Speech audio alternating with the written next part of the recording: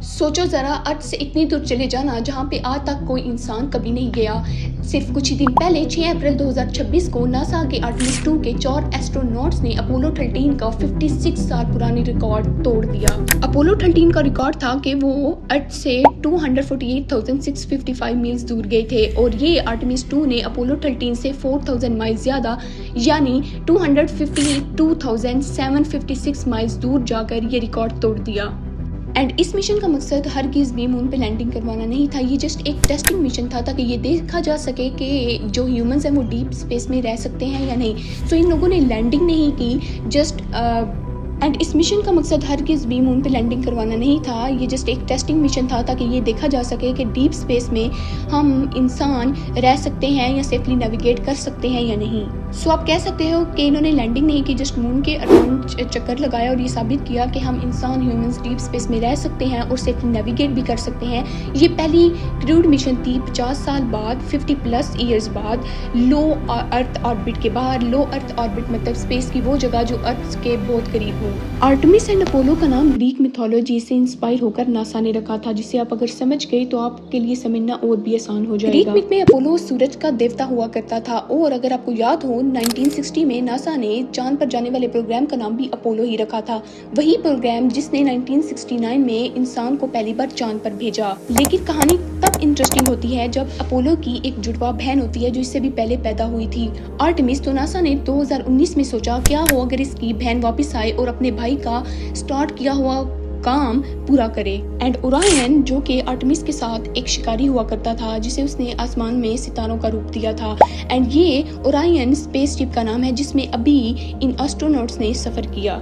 और नासा ने Apollo, Artemis और ओरायन का नाम भी इसी ग्रीक मिथ से इंस्पायर होकर रखा था। आर्टेमिस 2 से पहले भी एक टेस्ट किया गया था, आर्टेमिस 1 जो 2022 में, लेकिन उसमें कोई इंसान नहीं थे, वो जस्ट एक अनस्क्रूड टेस्ट था।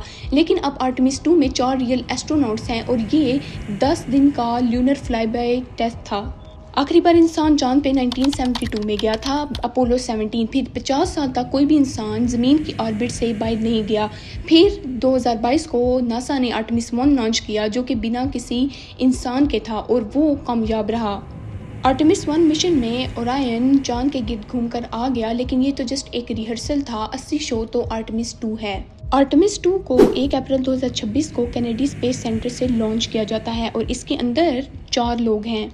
Red Wiseman US test navy pilot and commander, pilot Victor Glover low Earth orbit से बाहर पहले person of colour, and Christina Koch इतनी दूर पहली वुमेन, और जेरेमी हैंसन जो कि कैनेडियन है और इनका रिकॉर्ड है कि वो नॉन अमेरिकन हैं पहले जो कि लूनर मिशन पे हैं। उनकी स्पेसक्राफ्ट का नाम है इंटेग्रिटी और यहाँ पे हमें एक बहुत ही इमोशनल मोमेंट देखने को मिली। मिशन के 5वें दिन कमांडर वाइसमैन ने मिशन कंट्रोल से एक रिक्वेस्ट की कि चांद पर मौजूद एक क्रेटर का नाम उनकी वाइफ कैरल के नाम पर रखा जाए जो कि अब इस दुनिया में नहीं थी।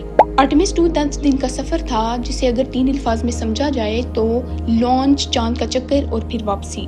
मिशन का मेन मकसद था कि ओरायन स्पेसक्राफ्ट और एसएलएस रॉकेट्स के सिस्टम्स को डीप स्पेस में क्रू के साथ टेस्ट करना और ये कंफर्म करना कि फ्यूचर में मून लैंडिंग्स और मार्स मिशन के लिए ये सब ठीक है या नहीं। चीज़ों को अच्छी तरह से स्टडी करने के लिए साइंस एक्सपेरिमेंट्स भी चल रहे हैं। एक एक्सपेरिमेंट में organ on a chip use हो रही है ताकि ये देखा जा सके कि वेटलेसनेस और रेडिएशन ह्यूमन बॉडी को किस तरह नुकसान पहुंचाते हैं। और एस्ट्रोनॉट्स ने कुछ ऐसा देखा जो आज तक कभी किसी ने पहले नहीं देखा।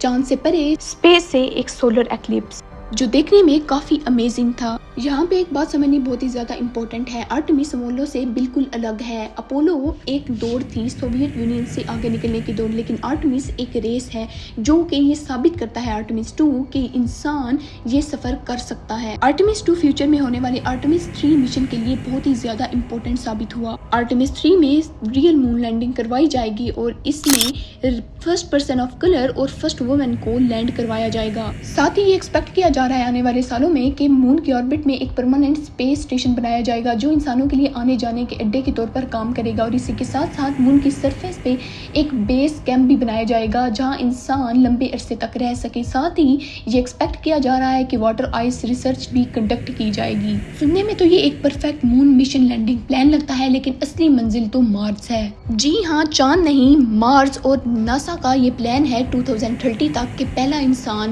मार्स पे कदम रखेगा। आर्टेमिस 2 में जो कुछ भी टेस्ट हो रहा है, life support, navigation and experiments and etcetera, वो सब मार्स के लिए है, मून के लिए नहीं। एंड ये सब कुछ यूएस प्लान में सीधा जाता है, जिनका प्लान है इंसान को एक दिन दूसरे प्लेनेट में भेजना। और आखिरकार ये चारों एस्ट्रोनॉट्स पैसिफिक ओशन में उतरते हैं सेफ एंड साउंड। तो आपको क्या लगता है कि फ्यूचर में हम मार्स पे जाने में कामयाब होंगे या नहीं? कमेंट्स में बताएं।